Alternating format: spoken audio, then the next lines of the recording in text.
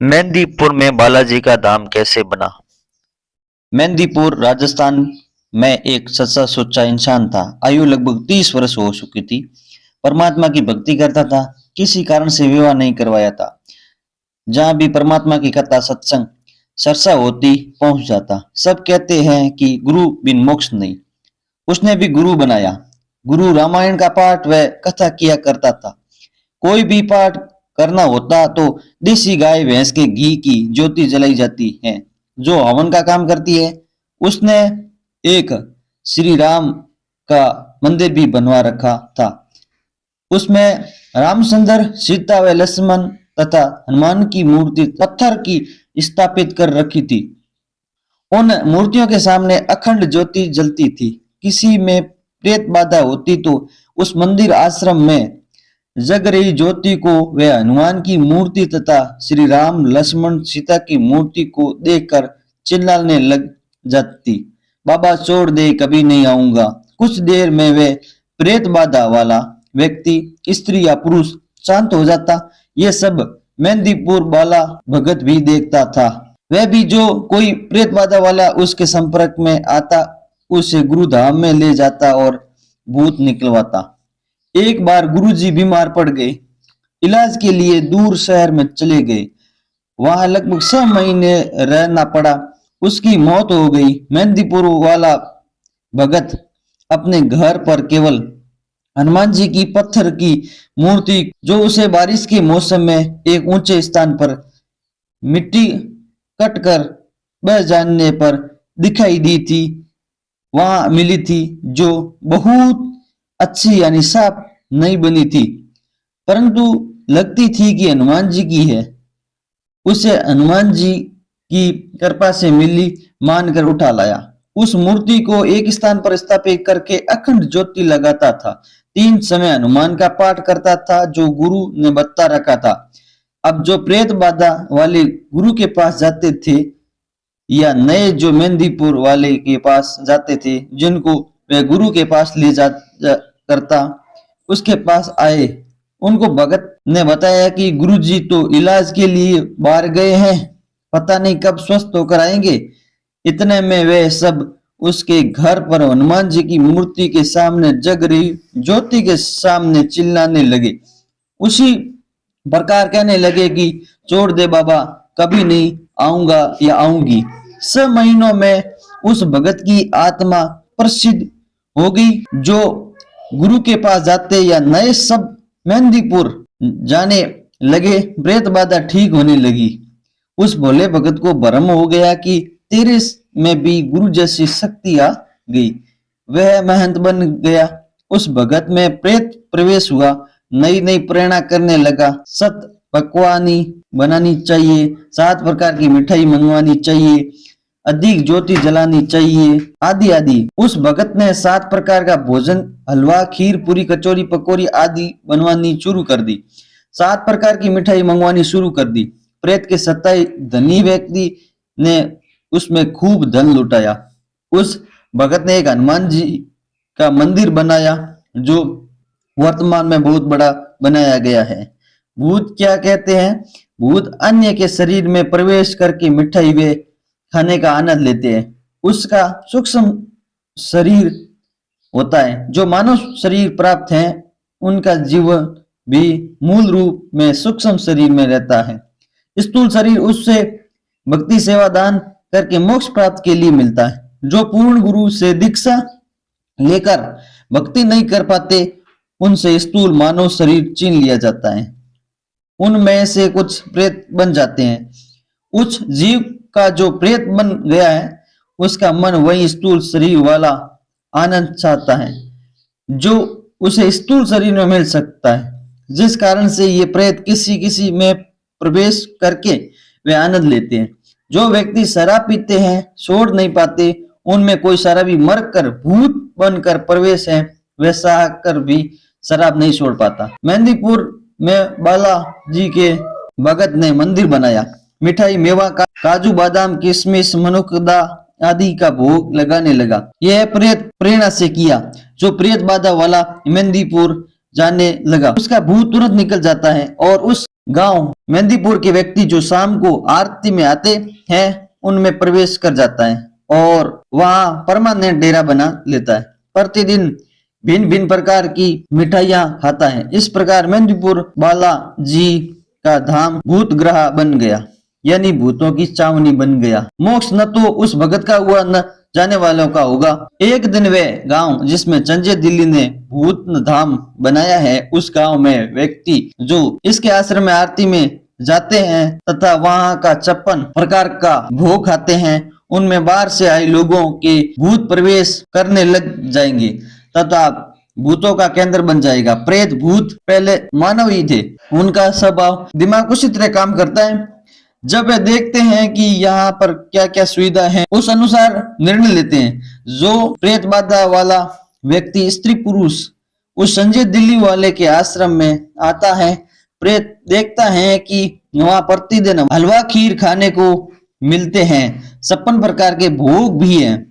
वे उस व्यक्ति से निकलकर वही डेरा जमा लेता है जो वहां आरती में या वैसे आश्रम में आएंगे उनमें प्रवेश कर जाएंगे। आरती में आने वाले कभी आश्रम में नहीं आना चाहेंगे तो भी उनके अंदर प्रवेश प्रेत अंदर प्रेरणा करके लाएंगे। आने वालों की संख्या भी काल प्रेरणा से प्रेत बढ़ाएंगे। इस प्रकार ये आश्रम मानव पतन का केंद्र बन जाएगा। मेरे रामपाल दास के आश्रम में केवल समागम में ही हलवा खीर बनाई जाती है, बाद में सामान्य भोजन बनता है, उसी से परमात्मा का भोग प्रसाद निकाला जाता है।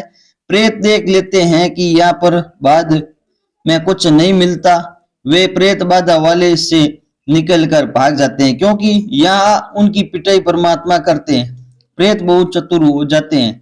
संजय जैसे पाखंडी के पास जाकर जानबूझकर दिखावा करते हैं, छोड़ दो कभी नहीं आऊंगा, बस शांत हो जाते हैं। उस प्रबंधक को भ्रम हो जाता है कि मेरी शक्ति से प्रेत नाक रगड़ रहे हैं, प्रेत बाधा ठीक हो रही है।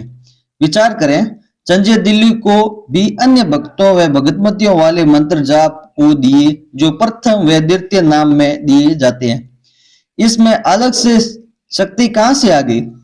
इस आश्रम से पहले इसने कितने भूत निकाले थे, कितनों को लाभ दिया था पूछो पाखंडी से। अब काल इसको नचा रहा है, जीवों को इसके जाल में फंसा रहा है। इसका तथा इसके सहयोगियों व प्रसाद खाने वालों को अपने चक्रव्यूह में फंसा रहा है।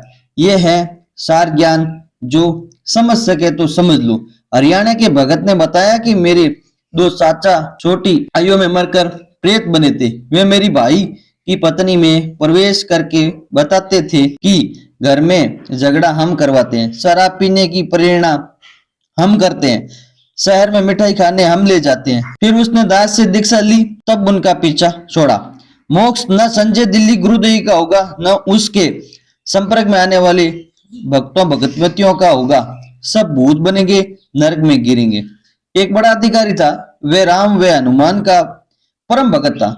मेहंदीपुर बाला जी की वर्तमान में बड़ी व्याख्या है। उसने बताया कि मेरे घर में बहुत सुख था, परंतु हनुमान जी का परम भगत होने के कारण एक बार प्रबल प्रेरणा बनी कि मेहंदीपुर धाम में माथा टेक कर आए। अपनी गाड़ी ली, पूरा परिवार बैठाया और पहुंच गया। ठीक ठाक घर वापस आ गया। उस धाम को देखकर बहुत खुशी हुआ। वहां अनेकों चमत्कार देखे। कोई व्यक्ति जिसमें प्रेत प्रवेश था, बहुत बड़ा पत्थर उठाए खड़ा था, किसी को 3-4 सेवादार पकड़ रहे थे, उन सबको दूर पटक देता था, आदि आदि। घर पर आने के पश्चात मेरी पत्नी भी लीला करने लगी। 4 पाई उठाकर फेंक दी। गेहूं का कट्टा 50 किलोग्राम का रखा था, उसे उठाकर खड़ी हो गई। वह 20 किलो वजन नहीं उठा सकती थी। आड़ोसी पड़ोसी बुलाए। एक ने बताया कि जो बालाजी जाता है उसमें हनुमान प्रवेश कर जाता है। एक बोला कि हनुमान नहीं, भूत प्रवेश कर जाता है। वह प्रवेश करके आ तो जाता है, परंतु यहाँ उसका मन नहीं लगता, जिस कारण से उत्पात मचाता है। किसी भूत निकालने वाले के पास ले जाना पड़ेगा। एक व्यक्ति हमारे को भूत निकालने वाले के पास ले गया। हमने सब कहानी बताई, उसने ज्योति लगाई। उसी समय मेरी पत्नी सिर घुमाने लगी। छोड़ दे बाबा, कभी नहीं आऊंगी, चिल्लाने लगी। शांत हो गई।